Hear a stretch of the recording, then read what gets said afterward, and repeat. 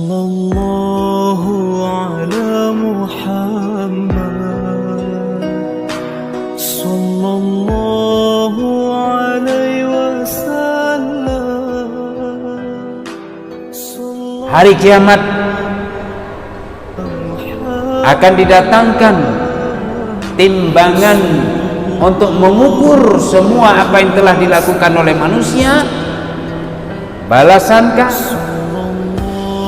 pahalakah, siksakah, antara keburukan dengan kebajikan diukur semuanya dengan detail. Fala tudlamu nafsun syai'a. Sallallahu ala Muhammad Sallallahu alaihi wasallam. Assalamualaikum warahmatullahi wabarakatuh. Alhamdulillahi rabbil alamin. Assalatu wassalamu ala ashrafil anbiya'i wal mursalin Sayyidina wa maulana Muhammad Imamil mufassirin wa qaidil muhaddithin Hujjatul fuqaha wa qudwatil awliya'i was salihin wa ala alihi wa ashabihi at-tayyibin at-tahirin. Ma'asyiral muslimin yarhamkumullah. Marilah pada kesempatan yang mulia ini kita tingkatkan ketakwaan dan rasa syukur kita kepada Allah Subhanahu wa taala atas berbagai limpahan rahmat dan nikmat serta karunia kepada kita semua. Salawat dan salam pada junjungan alam Nabi besar Muhammad sallallahu alaihi wasallam, pada al dan sahabat sekalian. Pada malam yang mulia ini kita menggantikan Ustaz Fakhruddin Lahmuddin, di mana guru kita ini sedang berada di Kabupaten Simelu dalam rangka musabaqah tilawatil Quran, karena beliau mungkin sebagai salah seorang dewan hakim pada cabang perlombaan tertentu yang insya Allah para kabilah-kabilah dari berbagai kabupaten dan kota di Aceh ini ikut tampil di dalam perlombaan tersebut. Setelah sekian lama mereka di training mewakili daripada putra dan putri pilihan terbaik dari setiap kabupaten dan kota. Mudah-mudahan mereka semua diberikan kesehatan oleh Allah Subhanahu wa taala, kebugaran dan tampil prima di dalam acara musabaqah tilawatil Quran tersebut. Sidang jemaah, dalam hidup ini memang kita itu berbeda-beda tingkatannya, berbeda-beda posisinya, dan berbeda-beda pula kedudukannya. Bila di dalam hidup ini demikian, maka dalam kehidupan alam akhirat nanti juga kita akan berbeda-beda, akan bertingkat-tingkat, akan mendapatkan perlakuan dari Allah Subhanahu wa taala sesuai dengan amalan yang telah kita lakukan dalam kehidupan dunia ini. Bila kita lihat kepada penerangan-penerangan serta petunjuk yang disampaikan oleh para ulama berdasarkan pemahaman mereka terhadap Al-Quran, dan hadis-hadis Nabi sallallahu alaihi wasallam, maka secara global dalam kehidupan akhirat nanti manusia dapat dibagi kepada 4 golongan. Manusia dalam kehidupan akhirat ketika dibangkitkan oleh Allah dari alam barzakh itu akan ada 4 golongan. Ini berdasarkan kepada pemahaman para ulama kita dari ayat-ayat Al-Quran Al-Karim maupun pemaparan-pemaparan di dalam sabda Nabi sallallahu alaihi wasallam. Bila kita lihat keempatnya itu adalah yang pertama yang disebut dengan golongan al-halikin. Yang pertama adalah golongan orang yang akan binasa, dan kebinasaan itu ada bersama mereka. Jadi ini manusia yang paling hina dan paling hina, karena hidup di dunia ini sekian ratus tahun umur yang telah diberikan oleh Allah, atau puluhan tahun sebagai manusia di akhir modern sekarang. Karena orang-orang terdahulu itu umurnya bisa mencapai ribuan maupun ratusan tahun, dan orang-orang yang hidup di akhir masa ini umur mereka rata-rata hanya mencapai sekitaran 60, 70 sampai dengan 100-an tahun. Setelah itu mereka akan meninggalkan dunia ini selama-lamanya. Nah, setelah mereka hidup sekian lama di dunia ini, yang sangat menyedihkan adalah ketika dibangkitkan dia termasuk ke dalam golongan orang-orang yang akan mendapatkan kebinasaan. Tidak ada sama sekali kemuliaan, kedudukan, dan balasan kewajiban bagi dia. Yang dia dapat hanya kebinasaan di alam akhirat nanti. Nah, ini orang yang, atau golongan yang pertama. Golongan yang kedua yaitu orang-orang yang diberikan azab oleh Allah Subhanahu wa taala, meskipun mereka tidak binasa, tapi dengan azab ini saja sudah cukup membuat mereka menderita dan keadaan sangat mengenaskan. Dia diberikan azab oleh Allah, tapi dia tidak akan diberikan kebinasaan. Azab akan dia pikul, dia rasakan, dan dia akan menderita dengan azab ini. Ini kelompok yang kedua. Kemudian ada kelompok yang ketiga, yaitu orang-orang yang mendapatkan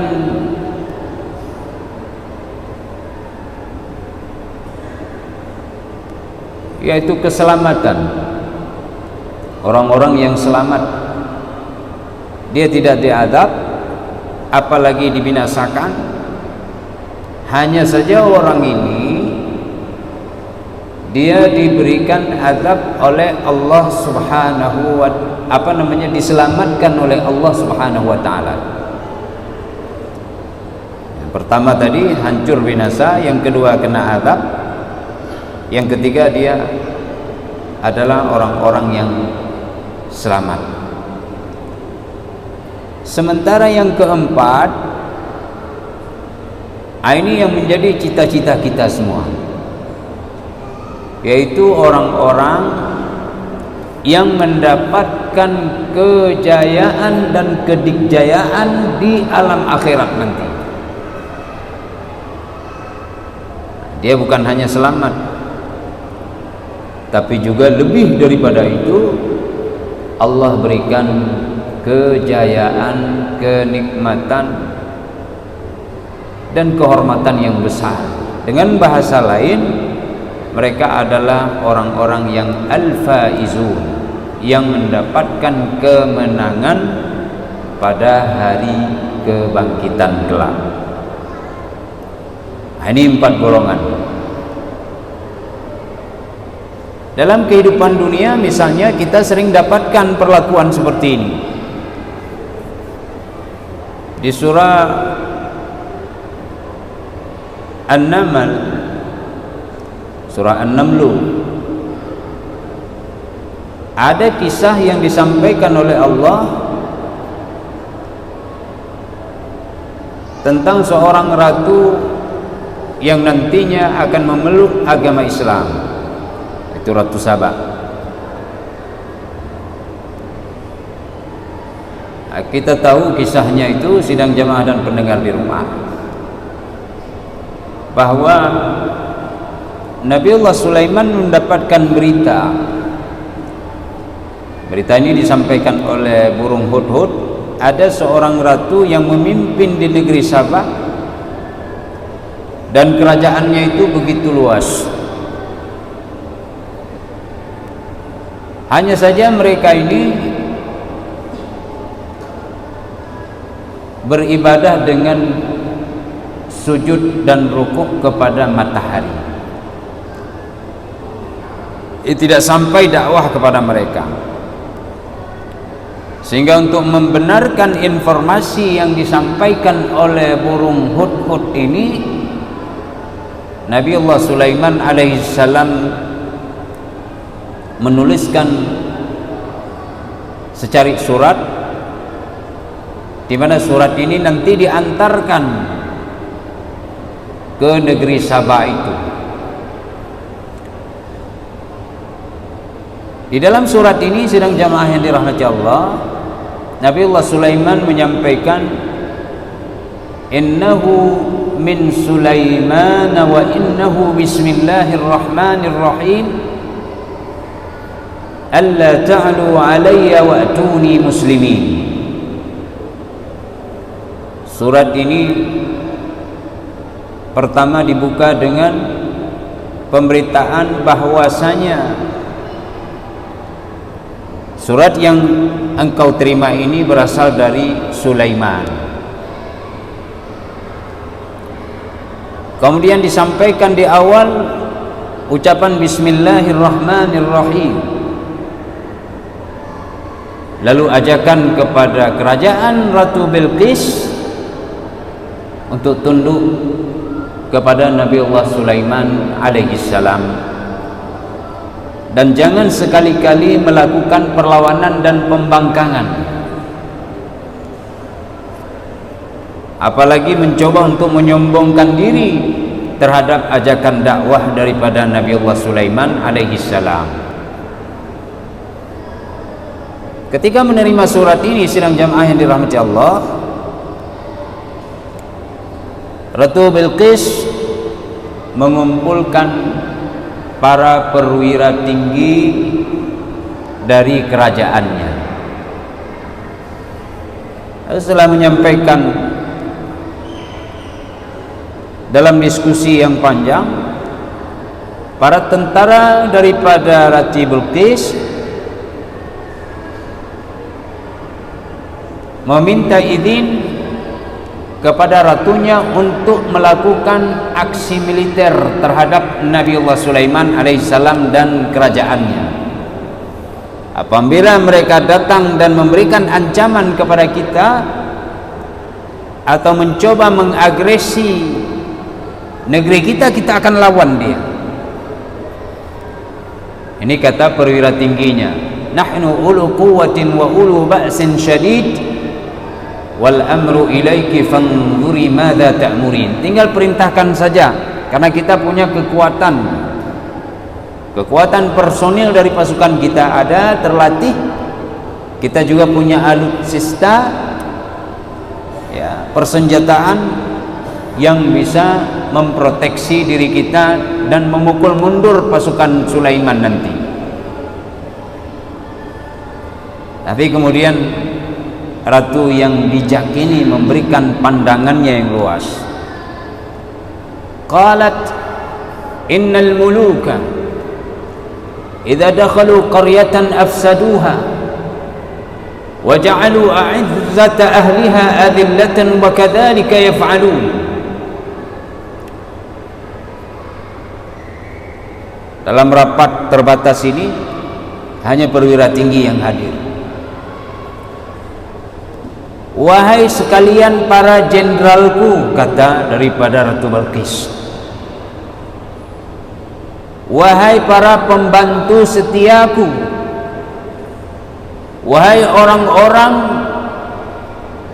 yang selama ini bersamaku dan setia kepadaku, ketahuilah, apabila raja-raja memasuki atau melakukan agresi dan penaklukan terhadap sebuah negeri, dan itu berlaku secara turun-temurun di dalam sejarah para bangsa-bangsa di dunia ini, raja-raja itu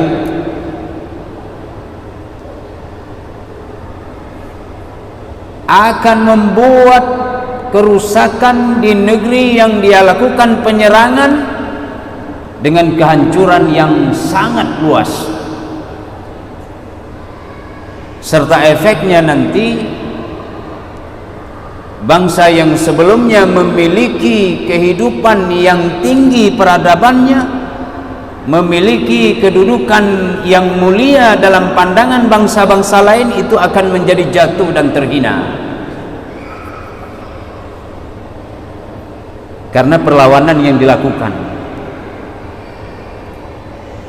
Jadi raja yang menaklukkan suatu daerah, suatu wilayah, suatu komunitas atau bangsa tertentu akan merubah kemuliaan bangsa yang ditaklukkan itu menjadi hina dan diperbudak oleh mereka. Ini saya ingatkan kalian, hati-hati. Jadi berpikirnya dengan cermat, terukur, terarah, jangan terbawa emosi. Dari kisah ini, sidang jamaah, dapatlah kita ketahui dan para ulama mengambil sebuah perumpamaan bahwa apabila seorang raja menguasai suatu negeri, maka dia akan memperlakukan orang-orang yang ada di dalam negeri itu dengan 4 kriteria sebagaimana kriteria yang tadi diperlakukan di kampung akhirat. Jadi di dunia ini saja sudah kita dapatkan. Pertama adalah raja itu akan membunuh dan membinasakan setiap pembangkang. Ada pengkhianat juga akan dibinasakan, dieksekusi mati. Itu satu kita lihat di dalam kehidupan dunia ini. Yang kedua, ada yang mereka itu disiksa dan dipenjara untuk sekian waktu meskipun nanti dilepaskan. Katakanlah dipenjara selama 10 tahun. Di dalam penjara itu aneka siksaan akan didapatkan oleh kelompok ini. Di akhirat nanti begitu juga. Ada orang yang akan disiksa. Siksaannya disesuaikan, tingkatannya berbagai macam bentuk dan ragam. Lama durasi penyiksaan itu pun juga demikian. Jadi hal ini tidak bisa kita pungkiri, apalagi penjelasan di dalam ayat-ayat, di dalam hadis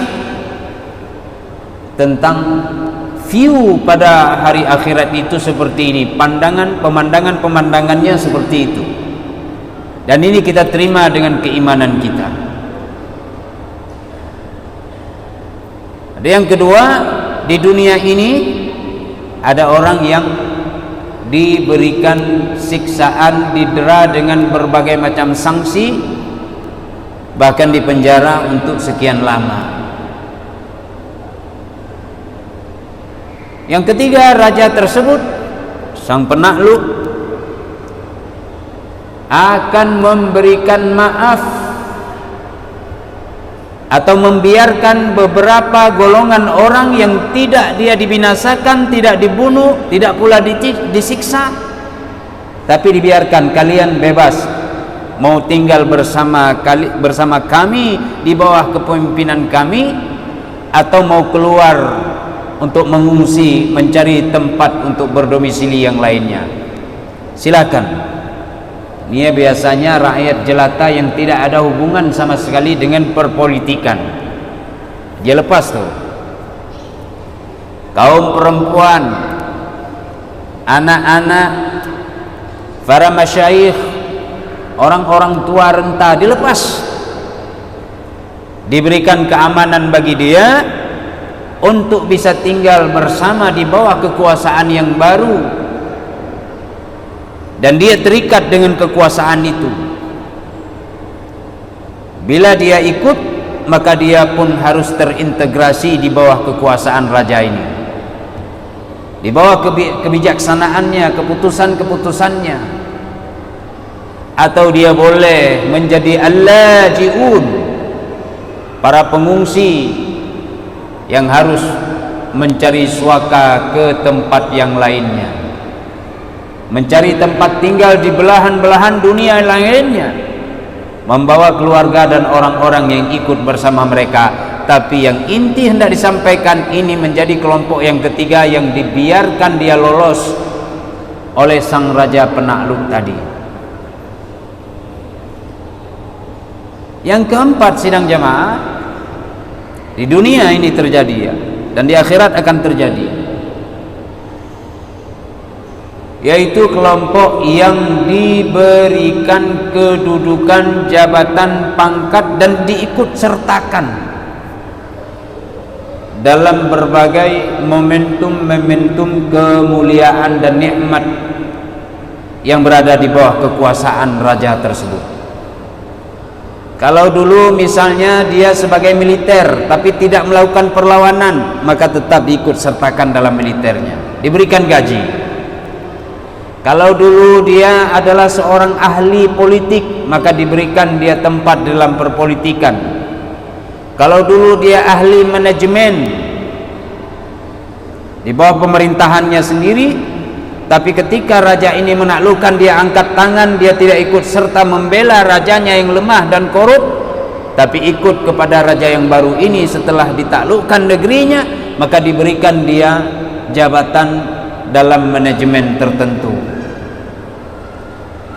Mereka para pengusaha, orang-orang kaya, dibiarkan mereka untuk tetap berusaha, bahkan diberikan modal tambahan atas kehancuran yang disebabkan karena perang ini. Ada proses rekonstruksi secara fisik, rekonstruksi secara mentalitas, rekonstruksi secara ekonomi dan sosial yang luas. Nah, ini adalah orang-orang yang diberikan kejayaan dan kedikjayaan. Di dunia saja itu berlaku, dan di akhirat juga akan berlaku, sidang jamaah yang dirahmati Allah Subhanahu wa taala. Itu raja dunia. Maka bayangkan sang raja yang maha adil, Allah Subhanahu wa taala, yang tidak akan luput daripadanya sebutir apapun, sebesar zarrah sekalipun. Apa-apa yang pernah kita lakukan dalam kehidupan dunia ini, dan itu terkodifikasi di dalam buku catatan amal kita. Di samping Allah Subhanahu wa taala memang telah mengetahuinya awwala wa akhirah, wa zahiran wa batina.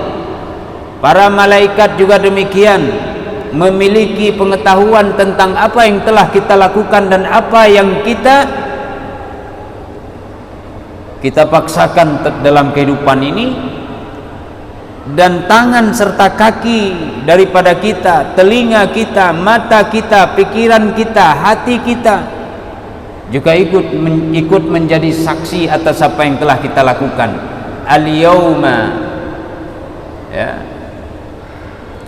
bagaimana itu di surah Yasin, ya. Tukallimuna aydina, tukallimuna aydihim wa arjuluhum bima kanu yaksibun. Semua yang pernah dilakukan akan diungkapkan oleh tangan dan kaki-kaki mereka.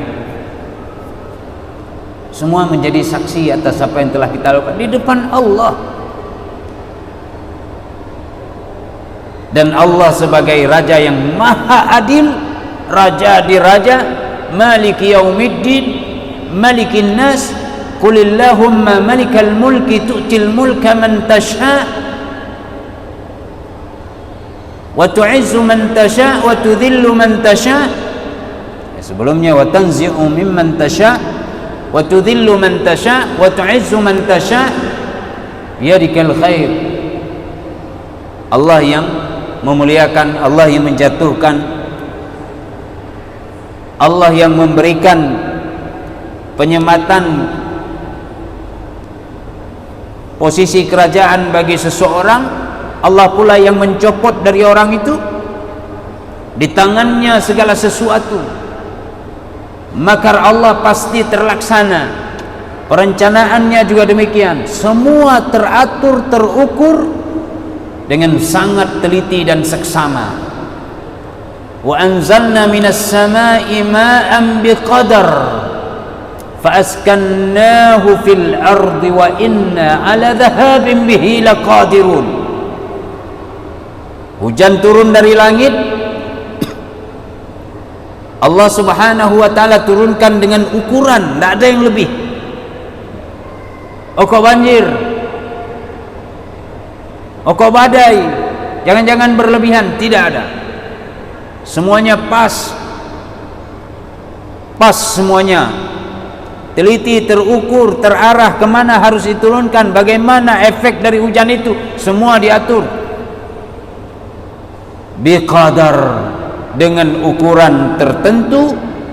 Fa'askannahu fil ard, air hujan itu kami biarkan dia tersimpan di dalam bumi. Ada yang lepas ke dalam lautan, ada yang masuk ke dalam sungai, ada yang ke rawa-rawa, ada yang diserap oleh bumi untuk kepentingan-kepentingan tertentu. Semuanya itu biqadar.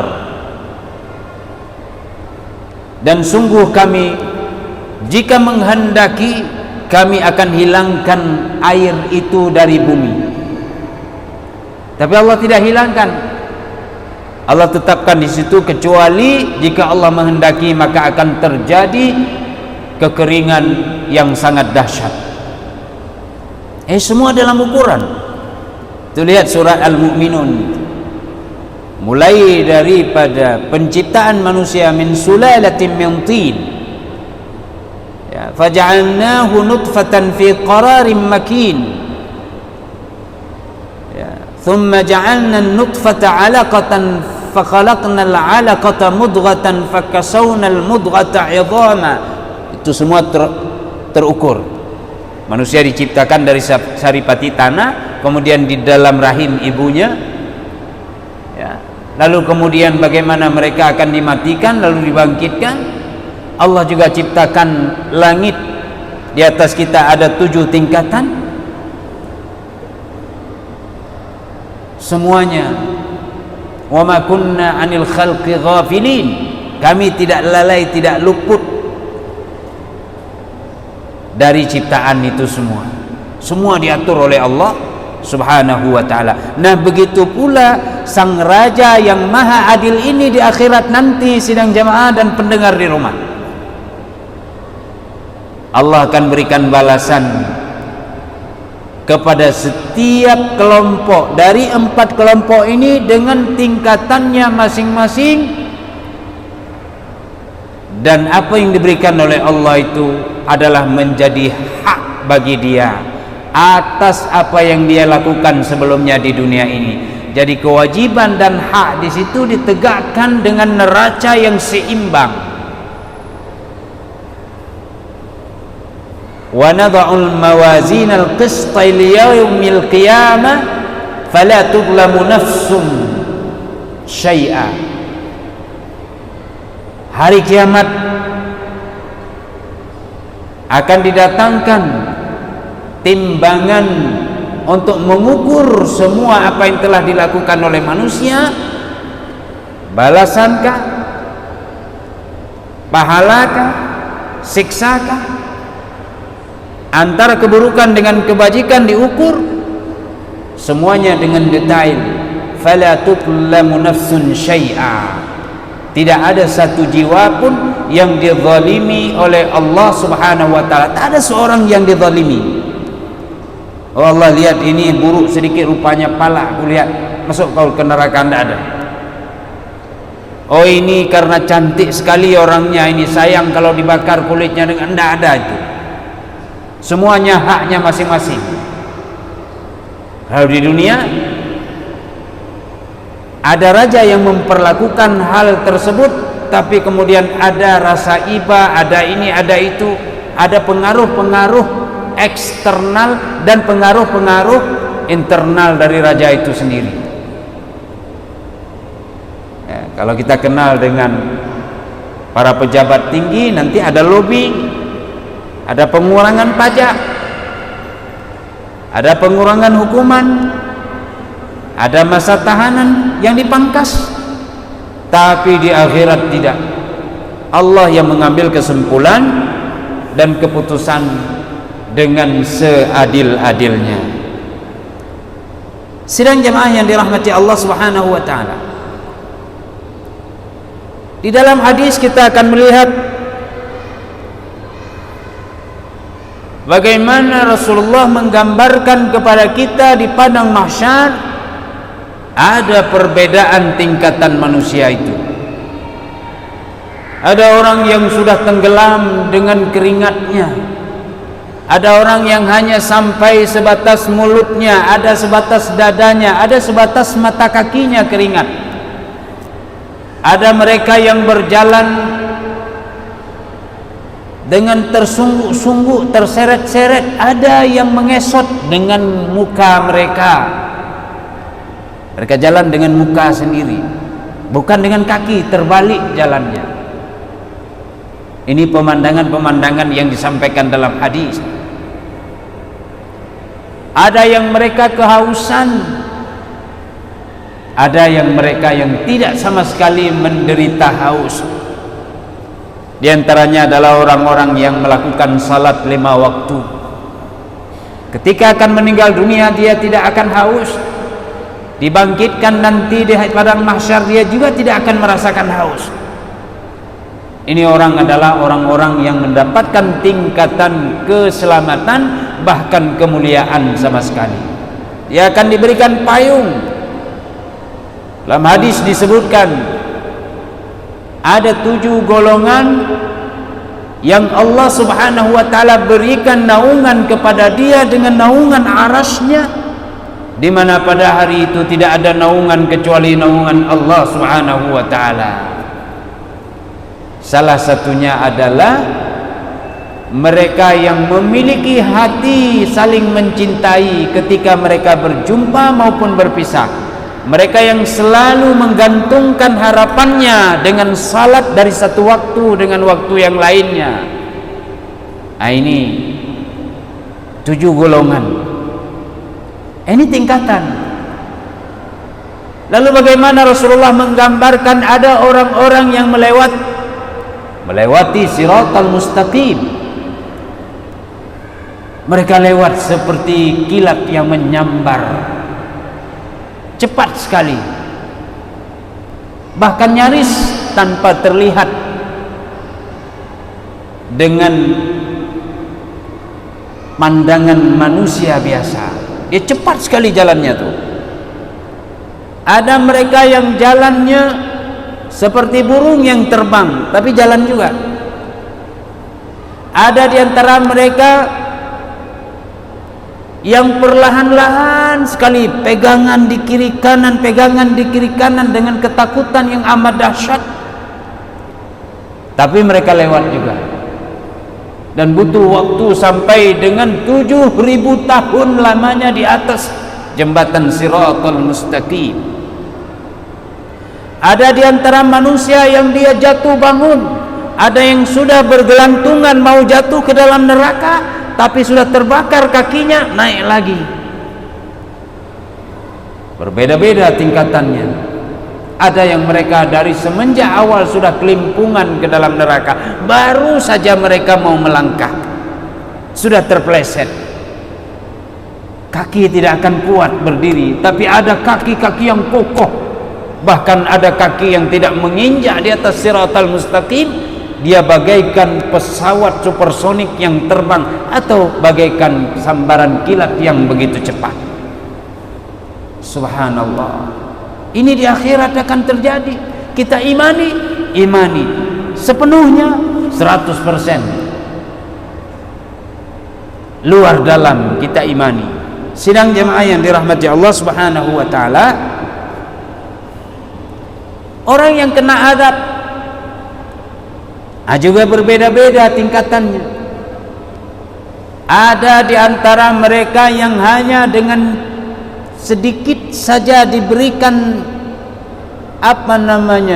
interogasi, itu sudah menjadi azab bagi dia. Itu paling rendah tuh, diinterogasi oleh Allah langsung. Dalam hadis disebutkan, Aisyah menyampaikan bahwa Rasulullah SAW bersabda kepadanya, "Faman nuqisha ya Humaira faqad halak." Siapa yang diinterogasi pada hari kiamat, maka dia sungguh akan binasa, kata Nabi. Diinterogasi. Wallahu sari'ul hisab, Allah maha cepat hisabnya. Tapi orang ini lama sekali dihisab. Ditanya, kamu berapa tahun di dunia? 100 tahun wahai Tuhan. 100 tahun kali 365 hari. Setiap hari 24 jam. 24 jam itu berapa detik? Per detik, per berapa menit? 60 kali 24. Lalu setiap daripada per menit ada 60 detik, ada per mili detik. Kita hirup nikmat Allah 100 tahun. Allah tanya, hari bulan, tanggal bulan, detik bulan, nafasku engkau hirup untuk apa kau gunakan? Lalu kemudian detik berikutnya kemana kau buang nafas itu? Kenapa kamu tidak bersyukur atas nafas itu? Kenapa kamu tidak bersyukur atas nikmat mata? Kenapa kamu tidak bersyukur atas nikmat mulut, lidah, gigi, telinga, tangan, perut, dada, rambut? Engkau bergaya saja di dalam kehidupan. Kerjanya cuma sebak-sebak rambut. Tunduknya tidak ada. Satu persatu ditanya. Faman nutish, siapa yang diinterogasi oleh Allah, faqad halaka, kata Nabi, maka dia sungguh akan binasa. Jangan main-main. Ini kita imani betul.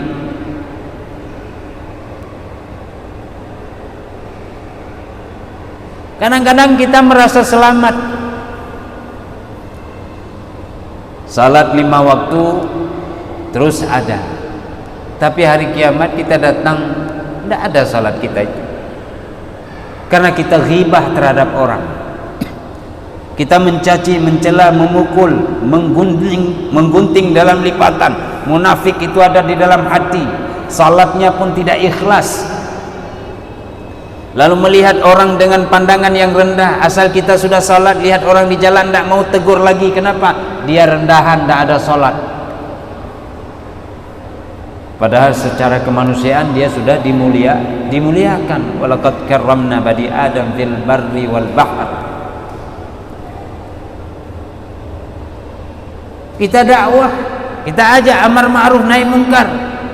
tanpa membenci orangnya, membenci perbuatannya, kecuali sudah membangkang terhadap kita dan bisa menzalimi kita. A'rid anil jahilin, jauhkan diri, berpalinglah dari orang-orang yang bodoh. Karena kita sudah berusaha secara maksimal, tapi masih tidak juga mau dengar. Padahal di antara hak muslim dengan yang lainnya adalah fa'idzan sahaka fansah lahu. Kalau dinasihati, terima nasihatnya. Kalau dia minta untuk dinasihati, berikan nasihat kepadanya. Tidak harus dia minta untuk dinasihati itu, yaitu dengan dia datang pada kita, nasihati saya, tidak.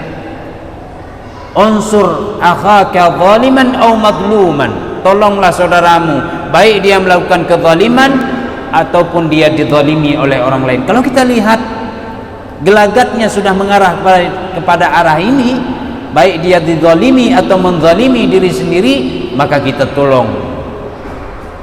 Ini sidang jamaah yang dirahmati Allah, tingkatan-tingkatan manusia di dalam kehidupan alam akhirat nanti. Intinya 4 tingkatan ini yang kita buru adalah tingkatan keselamatan bahkan kepada orang-orang yang muqarrabin, yang ada di surah Al-Waqi'ah atau disebut dengan ashabul yamin. Muqarrabin, ashabul yamin. Ini yang menjadi pegangan kita, dan kita berlindung dari ashabus shimal maupun orang-orang yang binasa. Tentunya jangan lakukan dosa-dosa besar dan tetaplah melaksanakan kewajiban-kewajiban yang Allah bebankan pada kita. Kalau 2 ini kita laksanakan, maka kita akan masuk, boleh jadi ke ashabul yamin, dan insya Allah bisa menanjak ke orang-orang golongan muqarrabin.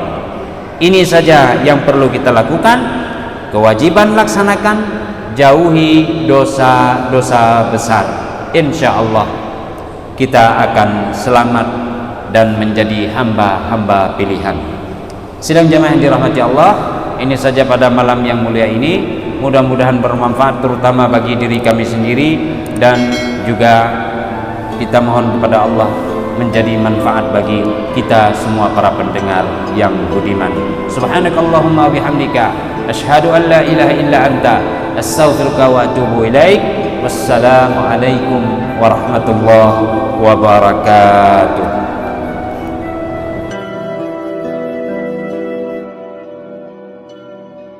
Sallallahu ala Muhammad, sallallahu alaihi wasallam, sallallahu ala Muhammad, sallallahu alaihi wasallam, sallallahu ala Muhammad.